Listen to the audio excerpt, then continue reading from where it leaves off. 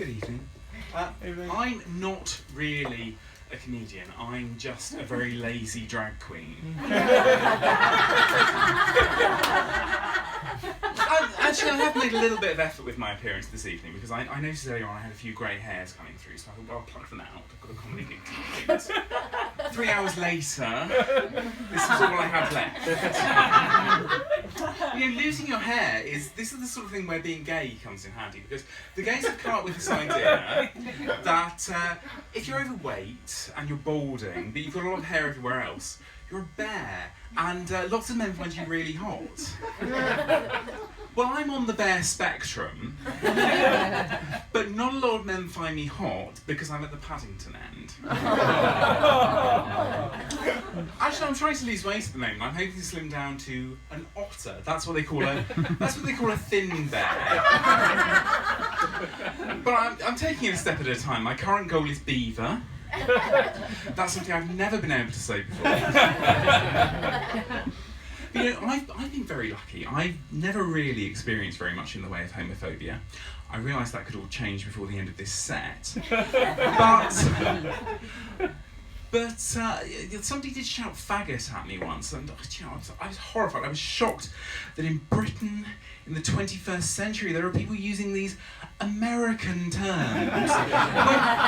We have perfectly good British homophobic insults. What's wrong with pansy? What's wrong with shirtlifter? For the love of Stephanie Beecham, what is wrong with woolly woofter? Where's the national pride? I mean, this is England. As far as I'm concerned, a faggot is a ball of meat covered in hot brown liquid. Admittedly, that was quite a specialist DVD. No. But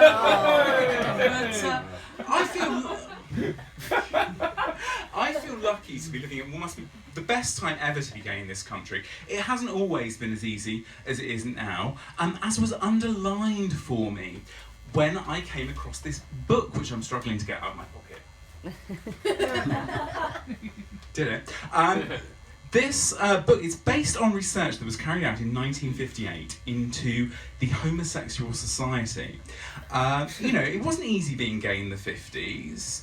Gay sex was illegal. There was no social acceptance of homosexuality. Poppers were still on the ration. And this book, it has in it this wonderful list of all the types of homosexuals that you could find in Britain at the time. I'm going to read a few to you. They didn't do microphone technique in my comedy course.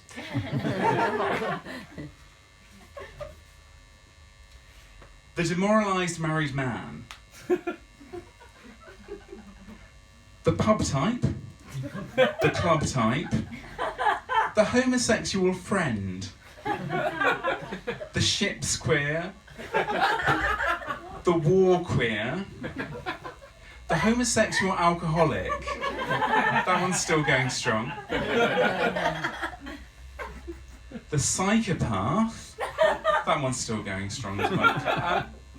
The false transvestist. I'm not sure what that is, but it sounds like a Sherlock Holmes story. My favourite is the young volunteer. If they'd had that badge, I might have joined the Scouts. But you might like this section at the back here, because I think there's a bit of a hidden agenda going on with this book. I think. Listen to this. The techniques of homosexual acts are as follows. 1. Playing around and lying on or near each other, brackets, major horseplay. I want to write a novel featuring a character called Major Horseplay. 2. Mutual masturbation by hand at the same time or one after the other.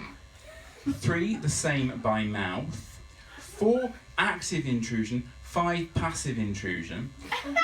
The price, as far as London prostitutes are concerned, you'll like this bit, varies with the status of prostitute and client.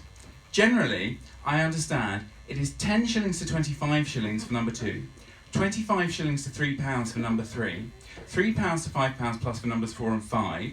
Number 1 is considered unprofessional. But all these different types of homosexuals, it's like Pokemon. Gotta catch them all, which I believe was the police's official line at the time. You probably can't see the cover of this book very well. It's falling apart. I think it illustrates an early version of Grindr. They didn't have the internet back then, they didn't have smartphones, but you knew if there was a gay in the vicinity because they had a huge red dot covering their face. I think it's a brilliant idea. Let's bring it back. Oh. That went horribly wrong. I'm Kirby. Thank you very much. Good night.